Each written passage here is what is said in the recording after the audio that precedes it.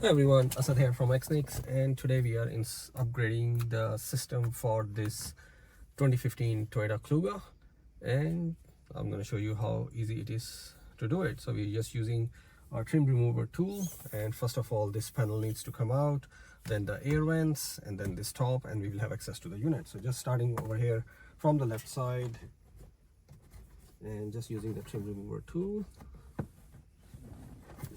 There we go. You have to use two together.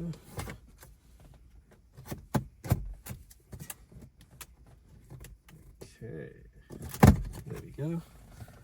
That comes out. Slowly taking it out. This will come out from here. And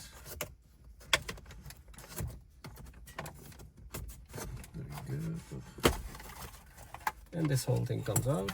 Now we will just take out the air con panel. So press this down, take this one out, and there's just a clip. Press it, and this whole panel comes out. We'll just place it at the back. Now we'll try the right side of the air vent first. Just pull it with a force. It just clips at the back. There we go. As you can see, a few clips. This goes back. Now the right one, actually before the right one we take out, we'll have to take out this trim panel,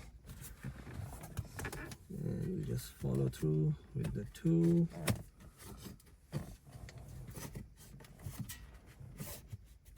Yeah, there we go. And this one also comes out, all clips, no screws. Now this air vent is also available. See, so just do this, and it's out. The factory head unit is held by 4 screws, 10 mm. So 1, 2, 3, 4, and we'll just take them out using the drill bit. They're pretty. So 1, 2, 3.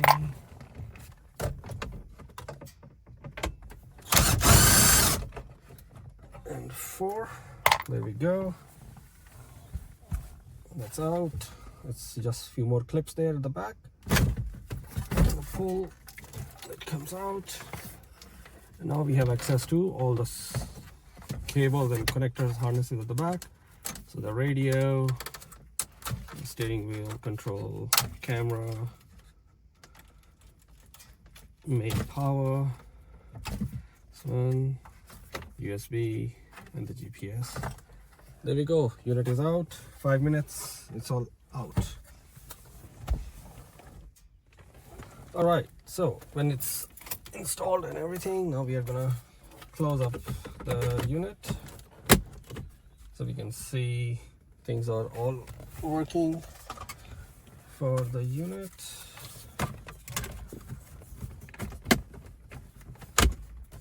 Okay. There we go. Now the top trim.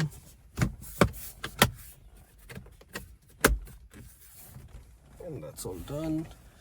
And the last thing is this panel. Again, clip on here, and this clip will go back this way. So that's all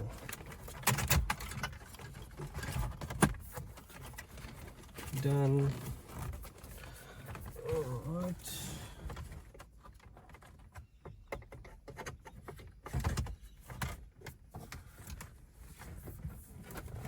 I'll fix up this cable a bit later.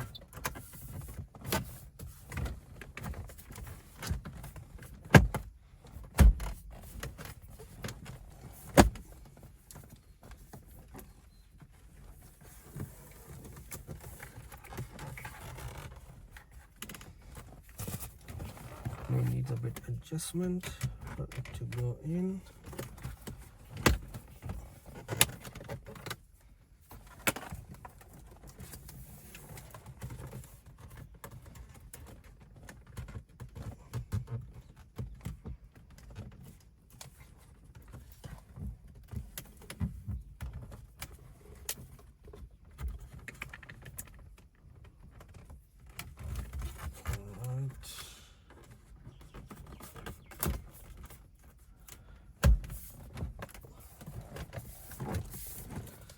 There you go. So that is all done. Okay, so now it comes on to setting up the unit for the car, and we'll run you through the settings. Okay, turn the Wi-Fi on.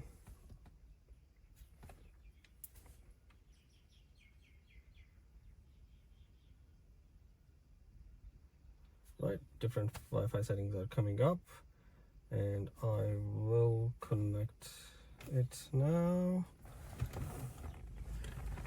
All right, so unit is now connected to the Wi-Fi network. We're gonna go into the factory settings. Get there, 1 2 3 4 5 6, confirm, select models. Sometimes the app software may require a little update as well. Let's come up, click OK.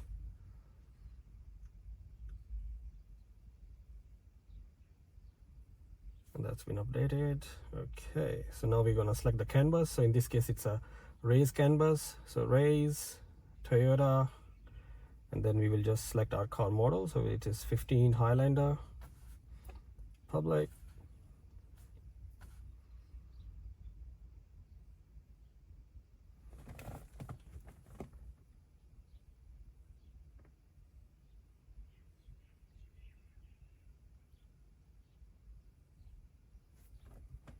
That's all done.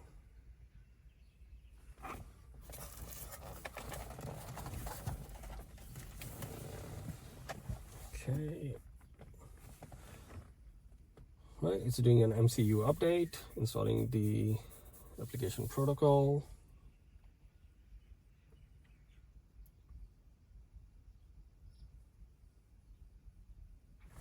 While it does that, I am going to close down the glove box compartment.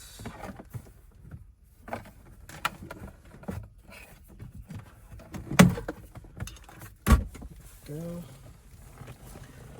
System is gonna reboot now.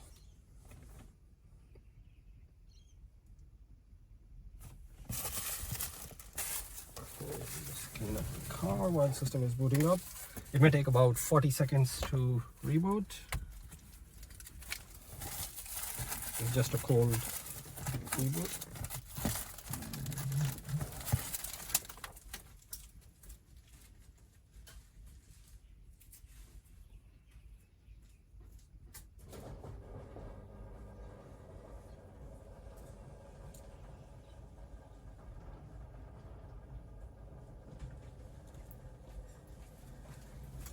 All right, so system is now fully rebooted. We will check it out few settings if they have taken effect. Oh, sorry, that's not. This is the volume. You can see that's working. Going into the radio mode, I'll keep the volume low just to see if the things are working. Yep, navigation mode and all the buttons are working. All right, we'll do some few fine-tune settings just for the Melbourne radio stations. So smooth FM. Okay, I like to do it manually. Okay, Fox. Here. Gold. And triple M. Okay, that's done. Now, for the mapping software, anything will do. We select it up by default for Magic Earth. Okay, general settings, few other settings that we have to do. Sleep mode, setting it up to 7 days. Battery view, display, original car, we can set up door displays, we can set up front radar if the car has, this one doesn't. For the temperature, as you can see, it has just showed up, outside temperature, and then we can set it for 2 seconds for the aircon controls when we play around. It may not work for this model though. Okay, for the reverse camera setting, most factory cameras are NTSC based. So click here, select NTSC, that should do. This is for the reversing volume, that is when the car is in reverse, how the volume should sound. Leave it slightly a bit lower. All right, go back into the factory, select out a few more settings. Confirm, that's done. We set up the channel balances, that is to just set up the sound a bit higher for some. There we go. Okay, we'll change few settings for the switch knob, steering wheel up down settings to change. That's done. Right, come back here, go into door information, switch front doors. So that's just to show the doors when they're opening. So close, open, that's the right door. Now we'll also set it up to Australian side, which is the right, and that should be good now. Okay, we are here, let's check. So we can see on the steering wheel, the back and the next buttons are working. We can see volumes are working, mode, and all the buttons we selected. Okay, the next thing is to check in the reverse mode.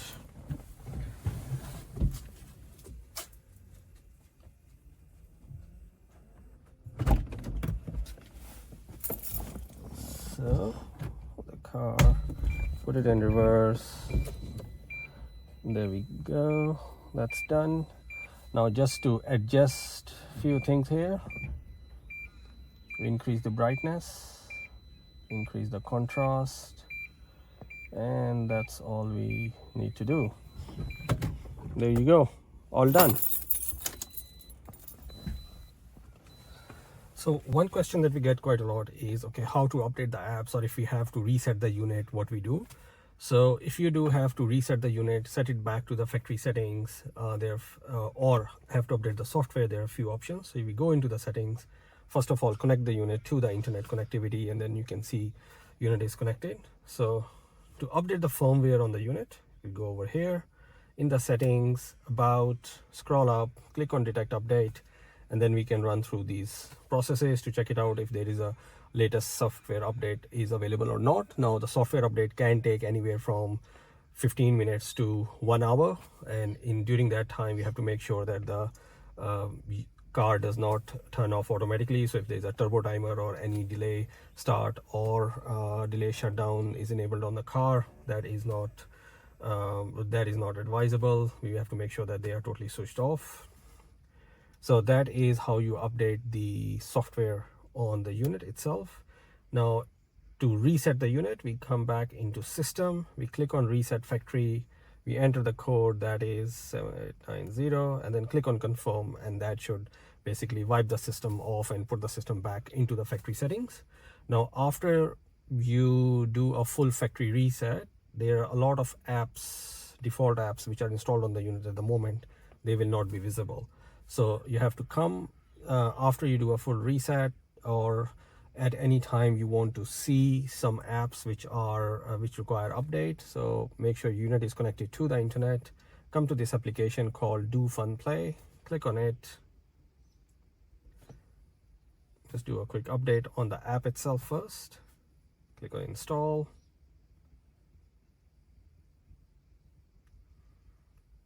So now Do Fun Play, the latest version of that app is there. Click on open.